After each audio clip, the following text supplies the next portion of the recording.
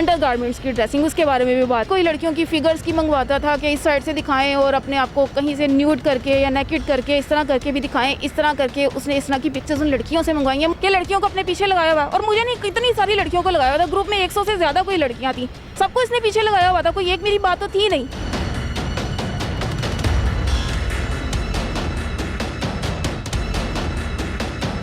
खबरदार होशियार, अखबारों में मॉडलिंग और एक्टिंग के इश्तिहारात से लड़कियों के जिस्मों से कैसे खिलवाड़ किया जाता है। आइए जानते हैं इस तमाम तर किरदारों की चश्मदीद गवाह से।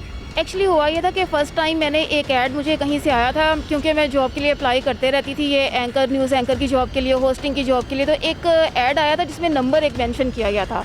मैंने उस नंबर पे कांटेक्ट किया तो वो ज़िया लियाकत का नंबर था। मैंने उस बंदे से बात की तो उसने कहा जी मैं कोऑर्डिनेटर हूँ और मैं इस तरह बड़े बड़े चैनल्स के लिए काम करता हूँ और इस तरह मैं आपको जॉब लगवा दूँगा।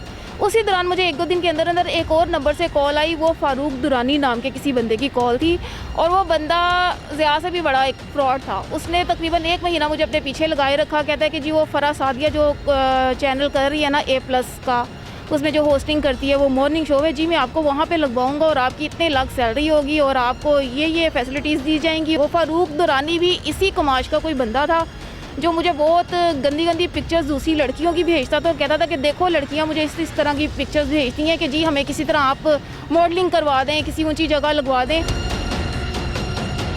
फिर उस फारूक दुरानी ने मुझे वर्क लाने की बहुत कोशिश की।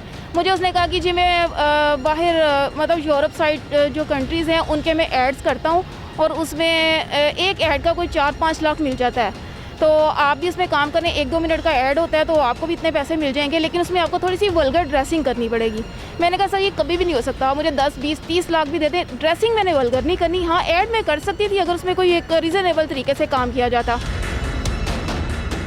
भी कहता था कि 2 दिन बाद फ़लाँ जगह फ़लाँ चैनल पे जाना है, वहाँ पे मेरी बात हो गई है तो मैं वहाँ पे मैं न्यूज़ एंकर की भी जॉब मिल सकती है और होस्टिंग की। बस इस तरह मुझे अपने पीछे लगाए रहे। जब हमें ग्रूमिंग का कह के तो बुलाने की इसने इस तरह कहा है कि आओ वहाँ पे ग्रूमिंग होगी आपकी, आपके पूरी बॉडी से बाल उतारे जाएंगे, ये मतलब इस तरह की चीप बातें उन्होंने बताई लड़कियों ने। बॉडी से बाल उतारने वाली तो अजीब बात नहीं है। बस वो ज़िया लियाकत करता था ना ऐसी बातें, खुद उतारता था बॉडी से बाल। वो खुद ग्रूमिंग नहीं करता, वो लड़कियों से इस तरह की बातें करके उन्हें उकसाता था। मतलब अपनी अंदर की कोई पूरी करता था, शायद कोई अपनी तस्कीन करता था इस तरह की बातें करके। एक ठरकी टाइप बंदा था। जी बिल्कुल ऐसा ठरकी था कि जो फील नहीं कराता था कि वो ठरकी है, लेकिन अंदर खाते में बड़ा ऊपर से बड़ा शरीफ बन के तो बड़ा हमदर्द बन के बात कर रहा था कि भाई मैं बड़ा अच्छा इंसान हूँ। इवन के लेडीज़ के जो दूसरी ड्रेसिंग वगैरह होती है उसके बारे में भी बात करता था। वो मैं इस वक्त दूसरी ड्रेसिंग मतलब अंडरगारमेंट्स की ड्रेसिंग, उसके बारे में भी बात कर। लड़कियों से डायरेक्ट बात कर लेता जी था। बिल्कुल, उसके वॉइस मैसेजेस हैं इस किस्म के जो लड़कियों ने ग्रुप में शेयर भी किए थे।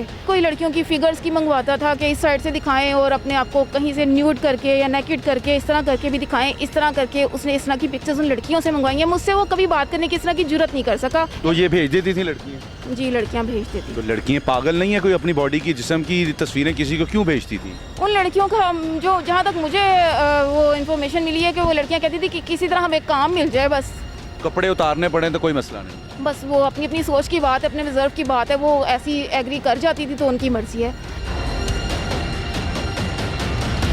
के पास इन चीज़ों का जितनी बातें आपने कही हैं, इन 2 शख्सियात पर आप इल्ज़ामात लगा रही हैं, कोई ठोस एविडेंस है कि सिर्फ हवाई चलाई है?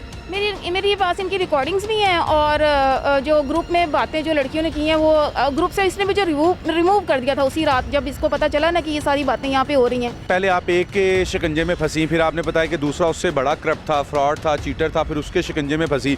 ये सारी ड्यूरेशन उसके कितनी देर रही? 6 माह रही, साल रही, 2 साल रही? नहीं ये 1-2 महीनों के अंदर अंदर ये सब कुछ हुआ। पहली मरतबा कोई अगर गलत बात करे, कोई अच्छी लड़की हो, फ़ौरन उससे साइड पर हो जाती है। आप 1.5-2 माह तक उससे बात करती रही? आपको मैंने पहले भी अर्ज किया है कि उसने मुझसे कोई गलत बात नहीं की, मुझे सिर्फ उसने अपने पीछे लगाए रखा कि मैं आपको जॉब दिलवा दूंगा। उन्होंने आपसे कोई गलत बात ही नहीं की, तो फिर आपने उसकी ग्रुप में क्यों बताया कि ये लोग फ्रॉड हैं? कैसे आपने फिर जज कर लिया ये फ्रॉड है? इसलिए कि वो मुझे अपने पीछे लगाया हुआ था उसने, और वो मुझे कंटिन्यूसली पीछे लगाए रख रहा था, मुझे जॉब नहीं फ्राहम कर रहा था। किसी के पास ऑन द स्पॉट तो कोई चीज़ नहीं होती ना। आपने किसी को कहा, उसने कहा ठीक है मैं आपको 1 माह तक, 2 माह तक, हफ्ते तक, 10 दिन तक आपको बताता हूँ, तो ये लारा लगाना, ये पीछे लगाना तो होता ही नहीं है। उसने कौन से आपसे आपकी जॉब के लिए, आपको किसी जगह पर ट्रांसफर करवाने के लिए, पोस्टिंग करवाने के लिए आपसे पैसे लिए थे?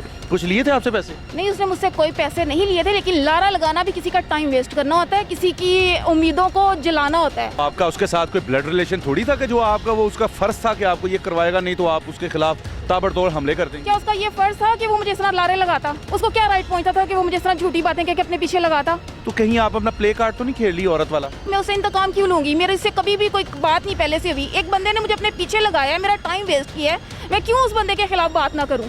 उसको राइट क्या था कि वो मेरे खिलाफ, वो मुझे इस तरह मेरा टाइम वेस्ट करता और ऊपर से बदतमीजी भी करता और ऊपर से वो एंजॉय करते हैं इन चीज़ों को।